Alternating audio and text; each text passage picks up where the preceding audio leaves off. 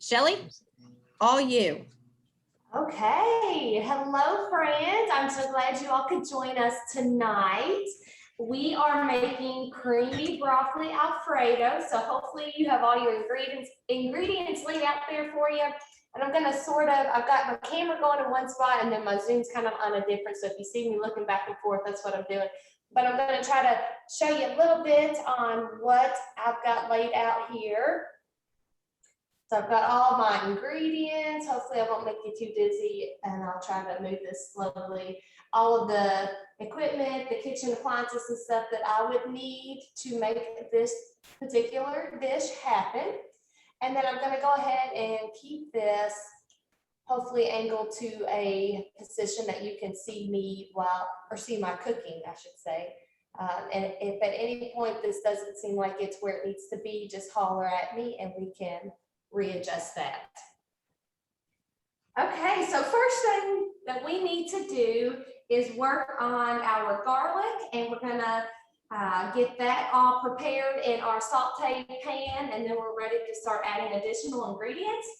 It tells us that we need our butter and our garlic. So what I'm gonna do here, because I actually have the garlic cloves, is start with that, and that way once I get my pan ready to go, I can throw the butter in there and start sauteing my garlic. In the meantime, if you want it, you can go ahead and kind of get your oven going just a little bit to prepare for that. So let me make sure I'm on the right burner. And I believe I've got that there starting to heat. So while that's doing that, like I said, I've got some garlic cloves. You are welcome to use garlic powder, or if you've got minced garlic that's like in a little jar, there's the conversion on the amount that you would need from those two jars to get you roughly 4 cloves of garlic, which is what is required in this recipe. If you have the actual cloves like what I've got, then we just need 4 of those. And in order to make this happen, what you're going to do is pick apart your clove to get the garlics out of it. So this one here, as you can see, I've kind of already started picking it apart a little bit, and as I've dropped one there, have that first little clove that has come out, and I'm gonna go ahead, and I need 4 of those. So I'm gonna kind of work over here to get a second one, a third, and then my 4th one. So again, you're doing the same thing. You need 4 of these little cloves, unless of course you have a minced garlic jar or the garlic powder, in which case you want to read your ingredients, the label, to find that conversion. Now, if you're using these cloves, there's a couple different ways that you can go about this.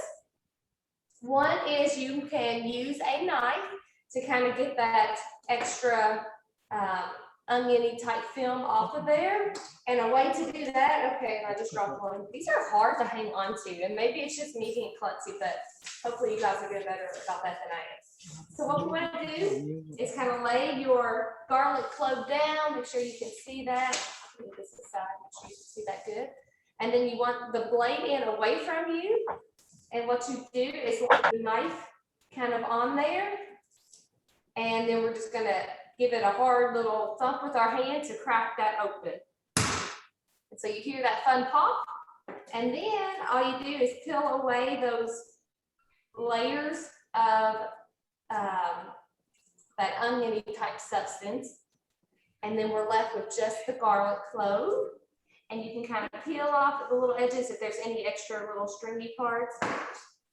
And from there, you can chop it up and we can add it to our pan when we're ready. While I'm in the process of that, I'm going to go ahead and do another one. So again, that knife is away from me, the blade edge is away from me, and I just give it a hard whack, and then I can peel away that outside layer. And I can do that a couple more times. I do have a garlic press here. So some of you may have that option at home as well if you want to do something other than use the knife to kind of break that apart. And the way that works, you open this, the way this garlic press is, and it's actually parts of it. Some of you have this at home, probably know exactly how to use it. If not, let this be a little illustration for you, and you can always purchase this in the future. But what you do is it's all put together. You put your clove in the press, and then we're going to close it and we're going to press it. And when you do that, you want to actually have it ready and over your pan, because it's going to secrete all the juices out into the pan and start cooking. So I'm not going to squeeze just yet because I'm not ready for that, but that is also an option. So what we'll do is I've got my pan here getting, or I'm sorry, my burner is getting good and warm. It's ready for my pan. Another thing that we're going to talk about briefly, and then we'll be ready to apply all this together, is If you are using minced garlic, it's 1/2 teaspoon per clove. So if she was doing 4, you would need 2 teaspoons. If you are using powder, it's 1/4 teaspoon equals 1 clove of the fresh. So you use a little less of the powder, a little less of this than the cloves you're using. Yes, thank you for sharing that, Kenna. So next we're going to look at our butter, and our recipe tells us that we just need about a tablespoon's worth of butter to kind of saute within our pan. And the fun thing about these sticks of butter, and this one's just a 1/2 of one, but it's got the measurements laid out there. So all you want to do there is take a knife and cut the amount that you need. So I'm just going to cut right there at the tablespoon mark. And you don't have to get super precise with it. This is just enough to kind of get things sauteed for your pan. But since I've got that and it's an easy measurement, we're going to go that route. So I'm going to go ahead and stick my pan on the burner, kind of let that start to heat up just a bit. And if you still have the paper on your butter, be sure you go ahead and get that removed. And then we're going to put our butter in the pan and start to let that simmer and do its thing. You can kind of work it around just a little bit with your spatula, but you don't have to do too much of that. It kind of takes care of itself. And in the meantime, we're going to go ahead and apply our cloves so that they can start simmering and sauteing in the pan. So this one here is the easy. I'm just going to squeeze that in there. So if you have your garlic press, feel free to do that. And then if you did not use a garlic press and you're using a knife instead, you want to make sure that you kind of chop those up just a little bit. Kind of like Kenna talked last time, and I'm not doing the best job of it, but make sure you get those fingers back and you use more of the bear claw approach. You don't want to chop off any fingers. Add your cloves to the pan. And go ahead and add a 4th one here. Again, I'm going to use this method. Quick and easy way to peel back those extra layers again.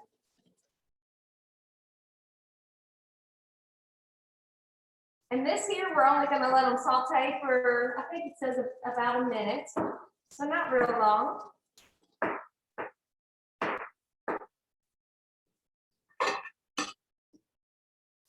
In there and stir your garlic around.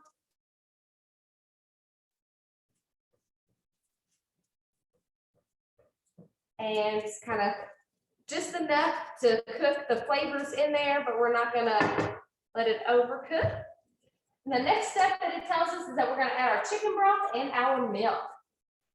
So if you have your chicken broth, I'm going to set this aside for just a second. I get to talking and it's longer than a minute. It had called for that low sodium chicken broth in this particular recipe.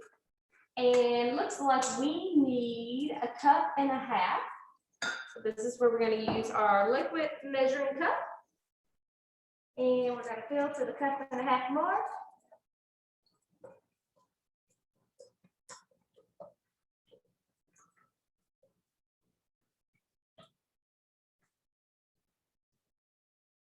Okay. We're going to go ahead. You can add that in with your pan.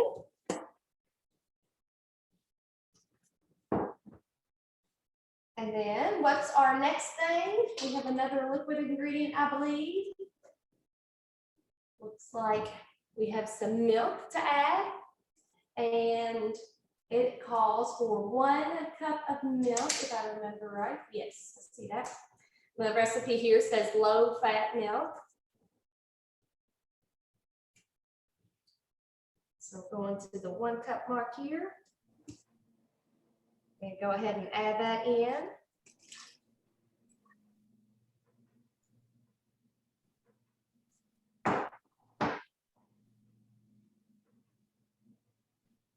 Kind of got that in there.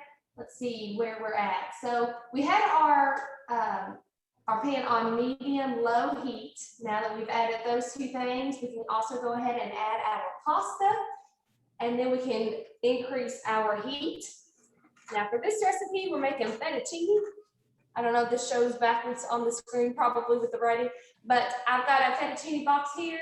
And this particular recipe says that we only need about 8 ounces worth. The box I have is a pound. So I'll use roughly half of the box in my pan to get the 8 ounces. If you've made your fresh noodles, because I sent some of you the how to make your fresh noodles, and I know at least one person has, somebody else. No, they're going to cook a little quicker. Okay, so your fresh always cooks quicker than your out of the box. Yes, that's right. I think that's awesome that some of you did the homemade noodles. I would be so excited to hear how those come out. And add just a little bit more because I like noodles. You gotta keep with the measurements pretty good just because of the amount of liquids that we have in there. We don't want to add more noodles than our liquids can cook with. We're going to set that. Kelly, we're going to do a quick check and see how everybody's doing. So is everybody keeping up with Shelly? Everybody got their liquids in their pot, their noodles in their pot? If not, let me know. And this time we can, once you get to that point, you want to go ahead and increase your heat. And it says to cover, and we're going to kind of bring this to a rapid boil. And once we get to that rapid boil, we're ready for step 3, where we just reduce our heat and let it simmer for the next 8 to 10 minutes.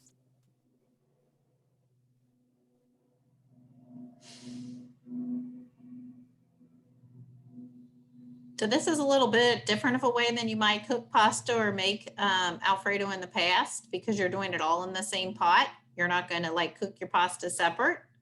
So it's going to blend all those flavors in really good with it. So it'll make our noodles taste nice and yummy because they're going to have the flavors from the garlic and everything in it.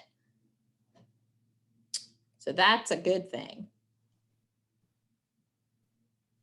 And Shelly also used the milk. It's kind of like when we were doing things last week in our dumplings. You can use any kind of milk you have in your refrigerator. The reason why the recipes we're sharing and in your cookbook say low fat, because we're thinking of healthier recipes, and you won't miss the fat in this because there's enough flavor and everything else that you don't need that extra fat necessarily. Yes. And I'm not sure how you folks are doing at home, but that rapid boil is already happening for me. Kind of once you get to that boil, kind of a rolling boil, as it says in your ingredients, then I'm going to stir this just a little bit so my noodles aren't stuck together. And I'm going to go ahead and reduce my heat. And it says to go ahead and reduce to medium-low heat. And at this point, we're going to leave it covered and let it do its thing for the next 8 to 10 minutes. And you do want to take time every couple minutes to lift your lid off and stir it around. Make sure that we're not letting anything stick to the bottom of the pan. So keep that in mind when you get to this point. Make sure you reduce your heat and you take time to stir it.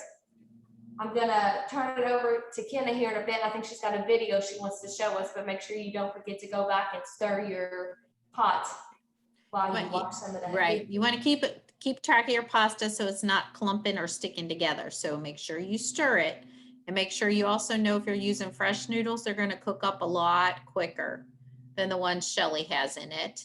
And I'll ask, because I know some of you, I can see you working by your pots and doing it. So have we practiced setting our tables over the last couple weeks? How are we doing on table setting? Good? Yes, no, maybe? Okay. Today we're going to work on something else that's very important that we do in the kitchen, and that's doing the dishes. How many of you have a dishwasher, like in your house? Well, that's a good thing if you have a dishwasher, but you still have to do a little work before the dishes get to the dishwasher, right? But I also think it's very important for us to know how to do dishes. So I'm going to show you this really quick little video on how to do dishes. Hopefully, if I can find it. Why are pots simmering? I've got to make sure I have it, whoops, pulled up. And sometimes when I'm, boom,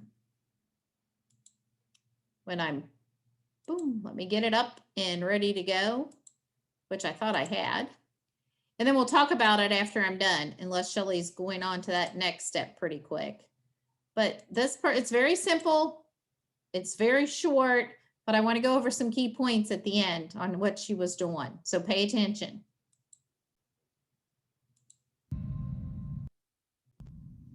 Grab sponge, turn on sink and check water temperature. Wet your sponge and apply dish detergent.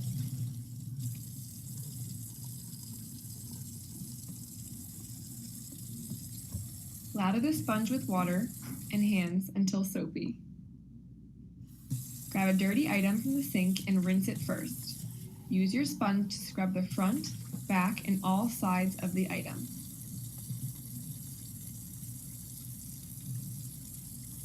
Rinse off the item and place on a drying rack or on a towel.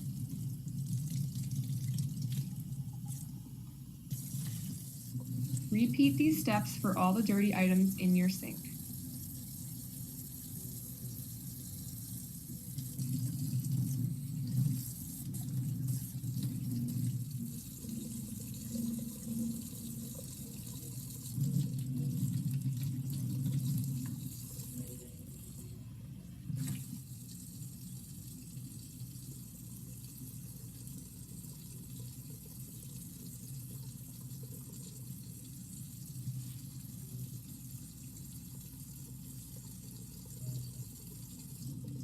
Be sure to notice any dirty spots on items and scrub until they are no longer there.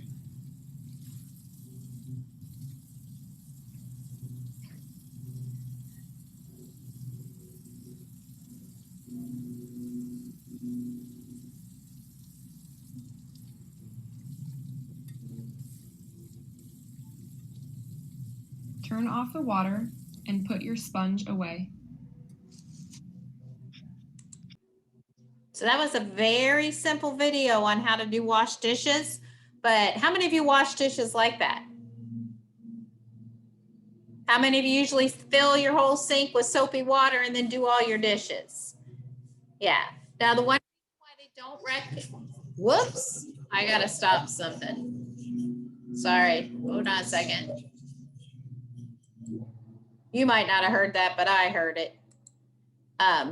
The one thing though, if you do your dishes in your water, all your dirt is staying in that water. So they recommend that you don't fill your sink with water and wash them. You keep a sponge or I like to use something like a scrunchie, and that's what you use for your soap. And then you rinse them. So that is making sure that everything is staying clean and you're not immersing it back into that dirty water that's collecting all your dirt. It also is recommended that you air dry your dishes. You don't towel dry your dishes. It's just a better way, and that's easier. It's less work on you. Let them sit there, let them air dry, and then put them away. And then you just rinse your sponge or rinse whatever you're washing with so it's ready for the next time. And then it's also a really easy task for kids to help with. And then somebody says, I thought sponges might hold that bacteria. You have to still rinse them. You have to air dry that sponge. That's why I like using like the scrunchie type material better, because it dries quicker and it's easy to rinse. and you have to replace your sponge just like, but it's no different than a washcloth. Your washcloth is going to do the same. It's just the care you take after it. So, but they do recommend that you wash each individual dish, not fill your sink with the dirty water. So that's just a thought and a quick thought on doing dishes. It's a fun task for kids to do. Even younger kids can help with the dishes if you do it in this method because they like to scrub, they like to make bubbles. Davis and Jess and I have done multiple dishes, and sometimes their whole face gets covered with some of the bubbles because you actually have more suds and they go farther. Even your dish soap goes farther doing it that way. So, Shelly, how's your cooking doing?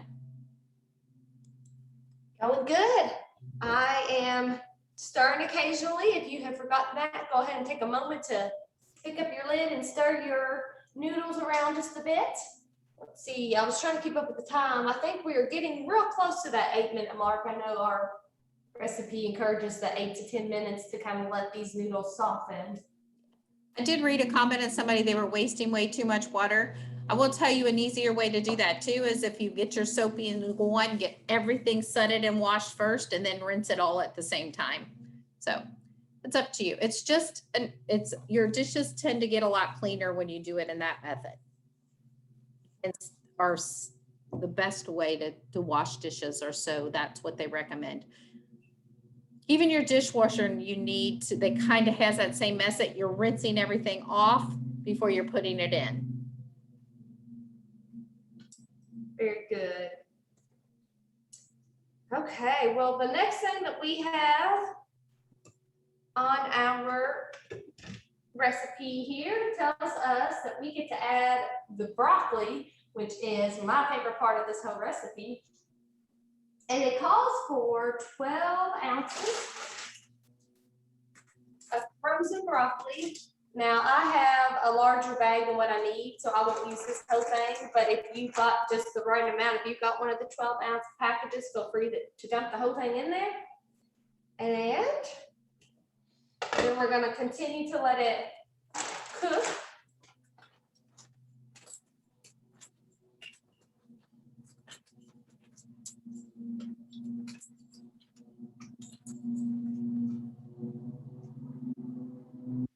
You kind of want to stir those in, and this will help your broccoli cook and soften and thaw all at the same time. And you can never have too many greens in it, so it's not a bad thing. Kind of got that all covered in the noodles and the Alfredo goodness.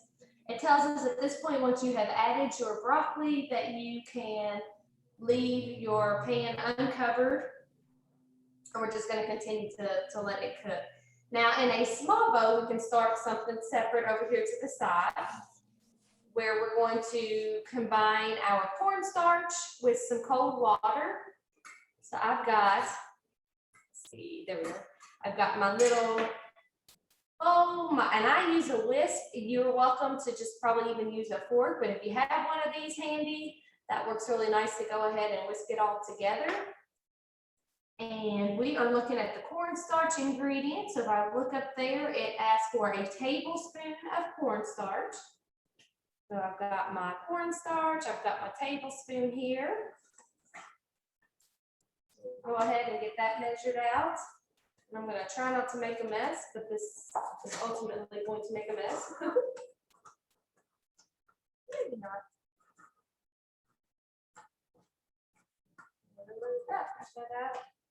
And so we're adding in here. And cold water, we're adding cold water to this and whisking it together. It's asking for 2 tablespoons worth of cold water. I'm right here by my sink, which you probably can't see, but I'm going to take a step over and grab my cold water.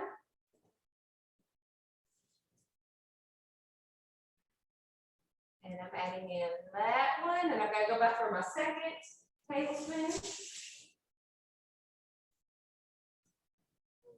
Bringing it over here. Okay, and then we're just going to whisk that all together. Don't forget about your noodles too, if you need to take a moment just to kind of stir that up, make sure it's all simmering and doing what it's supposed to do.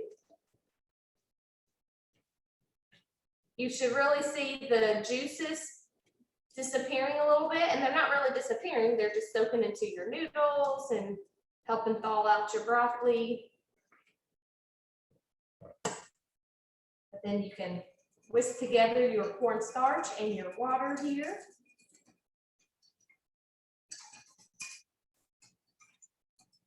That all Monica asked in the chat, do we turn up the heat once we added the frozen broccoli? The recipe does not say for it to be turned back up. Correct. If you wanted to a little bit, you probably could, but we're getting ready to turn it up with the cornstarch. So I think this was letting your broccoli sort of thaw on its own as we prepare the cornstarch mixture, which I am now ready to do. And if you're ready there at home, you're welcome to join in that. We're just going to add this to our pot, and then we're going to go ahead and turn it back up and try to get that rapid boil. So what do you guys think this cornstarch is going to do to the recipe? Somebody, one of you, share. It's going to thicken it. It's our thickening agent, isn't it? Yeah. And at this point where we've turned it back up, we got to pretty well stay on the stirring because we don't have a lot of juice really left in there. By the time you start thickening, this will help spread that cornstarch around the pan. But also, if we weren't staying with the stirring, we could really start to see our noodles sticking to the bottom, which we do not want to happen. We want to keep everything tasting good and not burnt. And believe you me, I am the queen of burning things in my house. I like to multitask and I'm not good at it. We have a lot of burnt food in my house.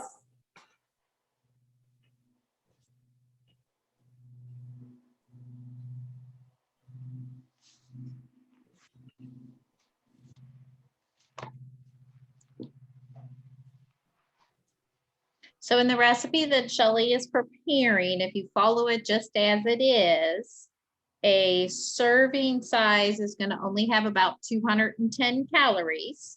It's going to have very little fat because we use that low-fat milk, and we're making it a healthier chicken Alfredo because a lot of times chicken Alfredo gets the bad tag mark as being a high-fat item. But there's only 4.5 grams of total fat in this recipe. It does have a little bit of the saturated fat in it because of the butter, and about 15 milligrams of cholesterol, 220 milligrams of sodium, 33 grams of carbs, and that's coming from our pasta. Has some fiber from our broccoli, a little bit of sugar, and you believe it or not, it even has our protein in it. And even though you think this might not have, might not be a full meal, because what do you think this dish might be missing? If you were making dinner and this was what you were going to serve for dinner, what might somebody say is missing from this dish? Yeah, like your protein or your meat. Yeah, but really it has about 10 grams of protein in it.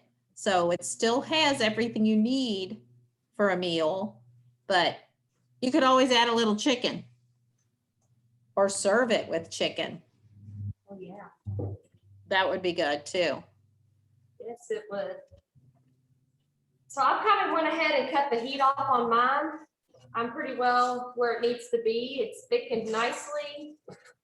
And so I've cut that heat off, and I'm going to set it aside off of the burner at this point.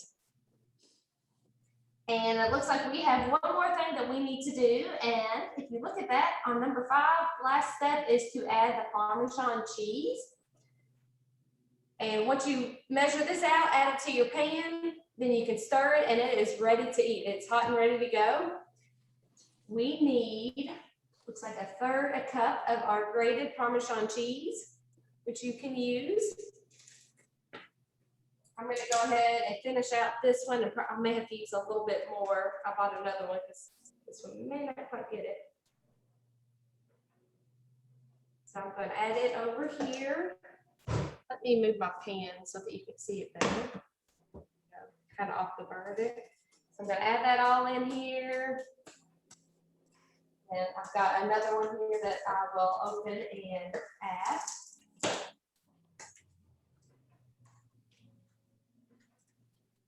Sorry. I was telling Shelley when we were talking about this recipe, I said, you know, Parmesan cheese is like the ketchup on our table. Our table always has Parmesan cheese sitting on it, it seems like. But Parmesan cheese can actually just be added to your milk and butter and used as a thickening agent for your Alfredo sauce too, because I have just made an Alfredo sauce using milk, butter, and Parmesan cheese. So it can also be used as a thickening agent.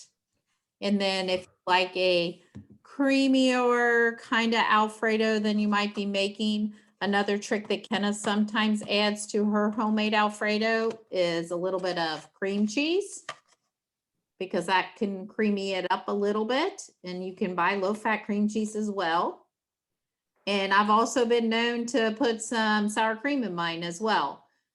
Because I like a creamier Alfredo sauce, but if you stick with the lighter versions of your cream cheese and your sour cream, you can even make it still a little creamier and still think of the healthier aspects of it with that not as much fat. But Parmesan cheese is a really good thickening source that you can add to it as well to make your sauce a little thicker. Absolutely. Okay, well, folks, how are we doing at home? Are we still cooking? We have some folks ready to dig in. I want to see some pots. I want to see some of the what you've cooked. Here's what mine looks like. That's what Shelley's making me hungry. Ooh, is that your homemade noodles, Natalie? Ooh, they look yummy. Yes, it smells delicious, Kenna. It does. Oh, Callie, yours looks delicious. Look at all that.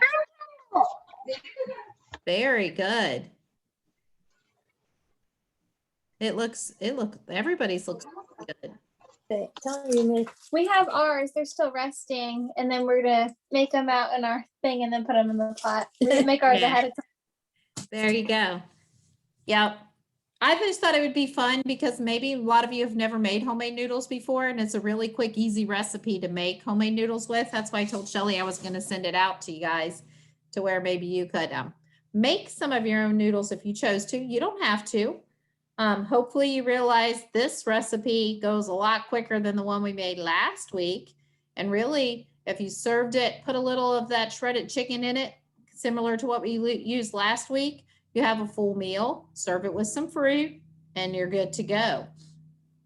And one thing they do suggest, because we added the cheese to that hot pot, once you take it out of that pot, soak that pot pretty quickly in some warm soapy water, because that cheese will stick and it'll make it a little easier to clean if you let that cheese soften up a little bit and soak while you're eating your meal.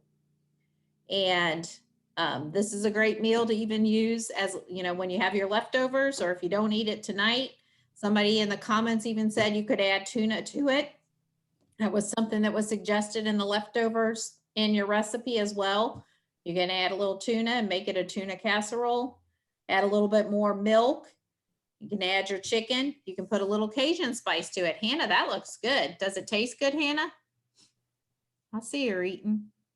There you go. You could also add different vegetables. I love peas and carrots in an Alfredo type based meal. So that would be something that I would consider. Or you can get the bagged mixed fruit. Sometimes those come with green beans in there too. Me personally, I would like that. So that's an additional thing you could do if you had that at home in stock. Yeah. What we really want you to get out of this, mushrooms. There, you're speaking my language, Natalie. Yes. Put me some mushrooms in there. Put me some onions and mushrooms, and I'm a happy camper. But what we want you to realize that Alfredo is a really good meal. Most of the time, kids love Alfredo. But sometimes if you just use that jar of Alfredo sauce, it's really high in fat, which is okay if you're in a rush and you have to cook something quick. But it's super easy. Look how quick Shelley walked you through this recipe. And you have made your own Alfredo all in one pot. So not many dirty dishes. That's even better. You know, and very all contained in one little pot, and it's ready to go, and it's a good meal. Any questions? I see people eating. Shelley, do you see them eating? Oh, that's what I need to be doing. I'm going to unspotlight you so you can see everybody, hopefully. So everybody can see everybody. There you go. Maybe I did. Kenna, Yes. just want to tell you that last week's was such a big hit that Matthew and Fred both said, next week when you all make your meal, make that also. So we've been doing both meals tonight. There you go. So that we have it for this week. So it was a big hit. I'm sure the Alfredo will be too. But. Yeah. Good. Good to know. Yeah. But it took a little longer, but it was, the chicken and dumplings were good. I was never a huge fan of chicken and dumplings. And I said that if I'd make it again, I maybe just put noodles in it. Maybe those homemade noodles. Like I saw Natalie had, that would have been really good in it too. You could do that same recipe of last week and put the homemade noodles in it. That would be good.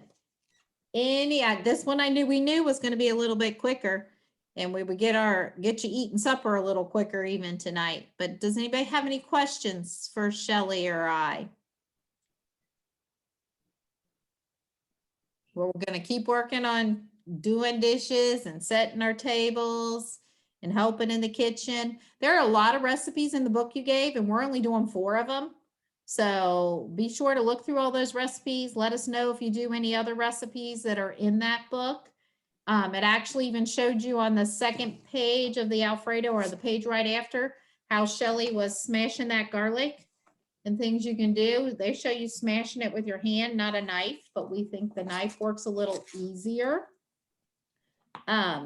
Next week, it's probably one of my favorite recipes in the book. Maybe you're going to try some things you haven't tried again, but we're going to make a Southern cornbread salad.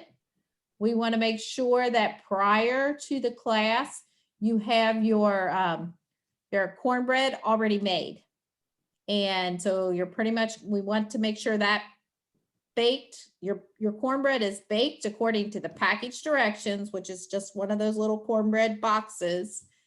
And it's cooled down. And then you're going to cut it or crumble it into little cubes. And then we'll work on the rest of the ingredients that are in there. Now you're going to have a lot of different ingredients in there that you might think you don't like, but once you put them all together, it might surprise yourself. My kids used to always tell me, I don't like tomatoes, I don't like onions, and I don't like peppers. And then they would eat salsa like it was coming out of this world. So you put chips and salsa on the table and they just chowed on it. Because sometimes when you mix things together, like tomatoes, onions, and peppers, and you make it into a salsa, you tend to like it. And that might be something you're going to find out with this recipe. So it will be a salad that we are making that really, in the big scheme of things, could be a meal in itself as well. So make sure your prep work for next week is to have your cornbread made and cooled prior to class. You can do that the day before if you want to, because I know sometimes it's rushing to get home and be ready. So it just has to be cooled down and cut into cubes. And then we're going to make a Southern cornbread salad. Any questions? Everybody good? Everybody eating? Shelley's going to eat, or she's going to take it home for her kiddos to eat because she's cooking at the kitchen at work. That's right. I don't know if any of this will make it home. Maybe she'll leave it for us for tomorrow. I might just do that, yes. I can share with the office. All right.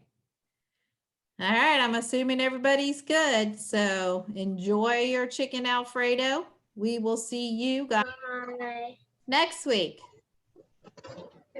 Bye. Bye. Bye. Thank Bye. You're welcome. Bye.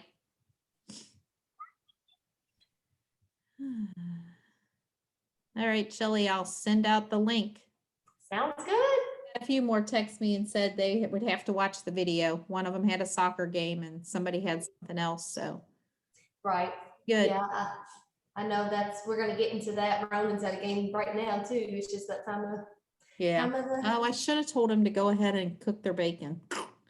I'll put that in an email. yeah, that'd be good. Or buy the crumbled bacon already. Yeah, That's what I do because I hate to fry bacon. But that's sounds good. alrighty. Sounds good. Okay, Test. yep. I said, how was your test? Oh, sorry. Oh, you know what? We are still recording. Oh, stop.